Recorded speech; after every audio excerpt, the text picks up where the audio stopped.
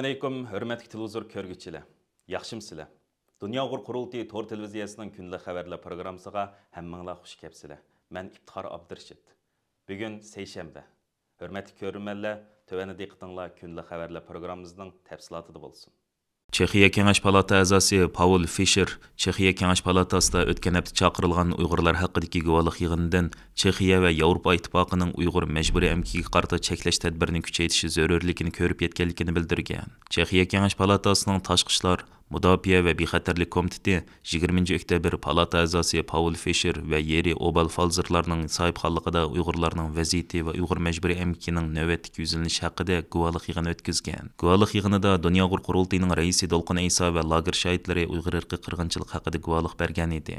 Paul Fisher 21 oktyabr kuni X ijtimoiy aloqa suhbatida bu qitimliq guvohlik yig'ini haqida to'xtalib, bu yig'inda insoniyat qarshi jinoyat va Beijingning sistemlik bostirishi Yevropa ham Amerika şirketlerining Uyg'ur majburiy amkiga aloqador jinoiy qilmishlardan davomliq foydaga erishayotganligiga oid birinchi qo'l guvohliklarni anglaganligini bildirgan. Paul Fisher X'dagi so'zida bu shirketlarning hozirgacha Uyg'ur majburiy amkidan foydalanishi, ularni javobgarlikka tortish va Chexiya bilan Yevropa ittifoqining qonunni ijro qilishini kuchaytirish savolini paydo qilgan. U mundaq degan: Kommunistik Xitoyning lagerlardagi Uyg'ur majburiy amkidan foydalanishni qabul qilg'ili bo'lmaydi.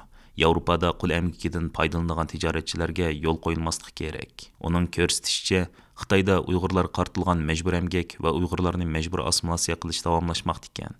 Chexiya Kengash Palatasining mazkur guvohlik yig'ini Xitoyning vatanimizdan Amerikaga chiqargan eksport mahsuloti ko'rinarlik aziyib, Yevropaga chiqargan eksport tezlashayotgan, Yevropa ittifoqining texnik keskin tadbirlarini qo'llanib, Xitoydan keladigan mahsulotlarni cheklash choralari kuchayotgan bir vaqt o'tkazilgan.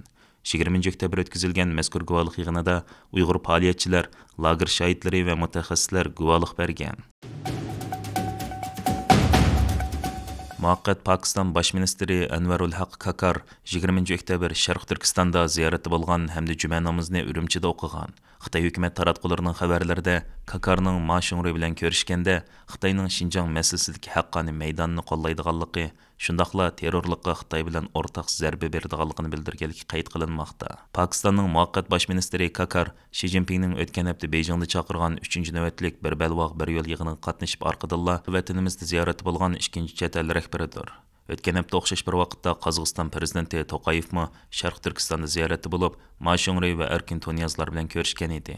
Holbuki bu ikki davlat o'tgan hafta g'arb ellarini asos qilgan 51 davlat BDT'da o'rtaq bayonot e'lon qilib, Xitoyning vatanimizga siyosatini tanqid qilgandan keyin Xitoyni qo'llab bayonot e'lon qilgan 72 davlatning qatoridan o'rin olgan. Xinjiang gazetining xabarida aytilishicha, Mashungri Pokiston bosh ministri bilan bo'lgan ko'rishishda biz ikki davlat rahbari hosil qilgan muhim o'rtaq tonishni astoydillik bilan yo'l qo'yamiz. Bu qatimliq boshliqlar yig'ini munbirining natijasini bo'libmi Xitoyning qo'llashidagi yuqori sifatli bir balvoq bir yo'l qurilishining 8 xil harakat turini amillashtiramiz degan. Xinjiang gazetining xabarida yana Kakarning Pokiston Xitoyning Xinjiang masalasidagi qonunliq maydonni qat'iy qo'llaydi hamda Xinjiang bilan har sohada aloqa almashtirish va o'zaro manfaat yetkazish hamkorligini kuchaytirishni umid qiladi deganlik ilgari surilgan. Ko'rishda Pokiston bosh ministri Kakarning yana mundaq deganligi qayd qilingan. Pokiston Xitoy yurgizgan turli siyosatlarni qadrlaydi. Xitoyning yaxshi boshqarishini xalqaro jamiyatga aktiv tanishtirishni xohlaydi. Terrorlik ikki tarafning o'rtaq dushmani. Pokiston Xitoy bilan bir safda chang turib, oshqunlikqa qat'iy qarshi turadi. Zo'ravonlikqa va terrorlikqa o'rtaq zarba berdi.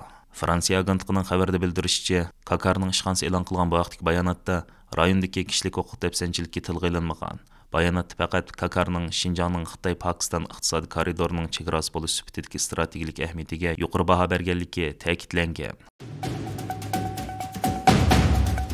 Navbatda Turkiyaning poytaxti Anqarada ziyoratda bo'layotgan Yevropa Sharq Turkiston jamiyatining raisi Asqarjon u yerdagi har qaysi siyosiy partiyalarining vakillari va parlament a'zolari bilan ko'rishish fursatiga ega bo'ldi. Cumhuriyet Xalq partiyasi, Saadet partiyasi va partiyalarining vakillari va kishilik huquq ishlariga mas'ul xodimlar bilan ko'rishib, ularga Uyg'urlarning navbatdagi ahvoli va Yevropadagi, jumladan Germaniyadagi Uyg'urlar haqida ma'lumot bergan Asqarjon apandim ko'rish haqida uchur berib, bu jarayonda Millatchi harakat partiyasining qurg'uvchisi Alparslan Turkashning qizi va o'xshash vaqtda partiyaning muavin raisi Ayuja Turkash va Cumhuriyet Xalq partiyasining kishilik huquq va demokratiya ishlaridan mas'ul muavin raisi Samra Dinchar xonimlar bilan ko'rishib suhbatlashish jarayonida Uyg'ur da'vosi haqidagi konkret fikrlarini o'ttirib qo'yganligini bayon qildi.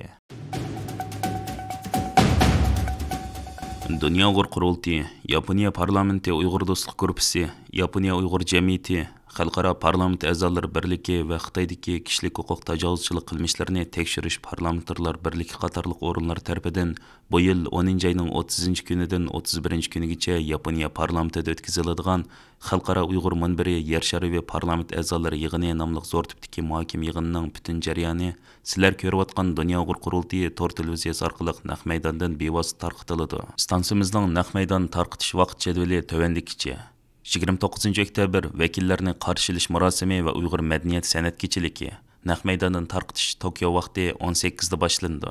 30 oktyabr yig'inning ichilish murosimi va muzokaralar vakillar bilan o'tkaziladigan suhbatlar naq maydondan tarqitish Tokio vaqti atdigan soat 9 dan 15 da boshlandi. 31 oktyabr umum muhokama, xulosa va yepilish murosimi naq maydondan tarqitish Tokio vaqti atdigan soat 9 dan 15 da boshlandi. Stansimizning yuqorqi naq maydon tarqitish orqali 20 dan ortiq davlatdan Tokioga kelib yig'inga bevosita qatnashadigan parlament a'zolari, yuqori darajalik siyosiy arboblar, diplomatlar, BDTning dokladchi xodimlari, oliy darajalik tadqiqotchilar, tonlagan advokatlar va qonunshunoslar, xalqaro kishilik huquq tashkilotlarining mas'ullarini o'z ichiga olgan ko'p sondagi aziz mehmonlarning Uyg'urlarning taqdiriga munosabatli qimmatli fikr qarashlari, tekliflari va tavsiyalaridan bevosita xabardor bo'la olasiz. Stansiyamizga a'zo bo'lishni unutmang va Uyg'ur xalqining muhojirat tarixida tunji qatim chaqirilayotgan Uyg'ur masalasi bo'yicha xalqaro parlament a'zolari yig'inining umumiy jarayonidan vaqtida xabardor bo'lishga tirishing. Hurmatli ko'rmanlar, yuqorida diqqatingizga kunlik xabarlar programmamizning tafsilotini sunduq. Keyin qatimliq sonimizgacha ko'rishgacha omon bo'lgaysizlar. Stansiyamizning YouTube kanaliga a'zo bo'lishni unutmang. Xayr xo'sh.